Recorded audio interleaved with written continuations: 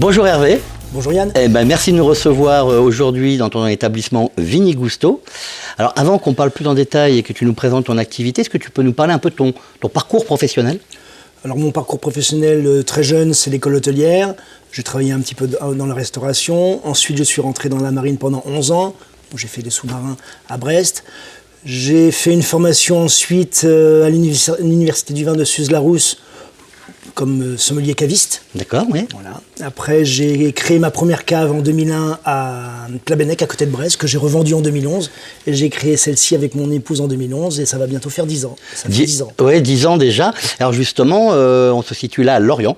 Et géographiquement, on est dans quel quartier de Lorient? Alors on est dans le quartier du Plénéno, on est en bordure de Pénétrante. Tout proche de la 4 voies qui mène vers l'Armor-Plage. Donc une accessibilité très rapide avec un joli parking d'une quinzaine de places pour pouvoir permettre aux gens d'accéder facilement et puis de pouvoir charger leurs achats très facilement. Très facilement. Alors justement, on parle d'achat. Tu peux nous présenter justement Alors il y a différentes activités caviste, en l'occurrence, au sein de Vinigusto. Alors on parle de cave, on parle d'épicerie fine. Est-ce que tu peux nous détailler tout ça? Alors la cave à vin, effectivement, avec un grand choix, un énorme choix de vins, de spiritueux, d'articles de cave. On a énormément de produits. Et la partie, un joli rayon bière. Bière, tout ce qui est bière en canette, mais aussi on a une grosse activité de tireuses à bière qu'on prête à des associations ou des entreprises. On a presque une vingtaine de tireuses à bière et une belle partie épicerie fine avec une chocolaterie, avec du thé, du café, des produits du terroir, beaucoup de produits locaux puisqu'on attache beaucoup d'importance à travailler en local. Et puis, donc en cette période de fin d'année, beaucoup de paniers garnis, de paniers gourmands. Paniers gourmands. Et alors on est sur une superficie de combien de mètres carrés? Alors, le magasin en entier, avec cette salle, on est à peu près sur 600 mètres carrés, 150 mètres carrés la salle et 350 mètres carrés le magasin. D'accord, on est sur le magasin et je crois savoir que tu as aussi une activité dédiée aux professionnels en dehors du magasin. Effectivement, nous sommes cavistes mais aussi grossistes en vin. Donc on fournit énormément les restaurants, les bars, les administrations, les entreprises sur un secteur géographique qui va du Finistère, des Côtes d'Armor, mais beaucoup le Morbihan et les îles qui nous entourent. Les villes qui nous entourent. Alors, on est sur une belle zone.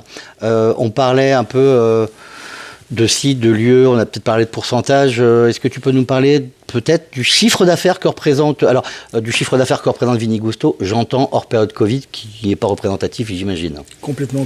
Nous réalisons à peu près, avant Covid, un chiffre d'affaires d'1,2 million hors taxes, la moitié pour le magasin, l'autre moitié pour la partie pro que je viens de décrire.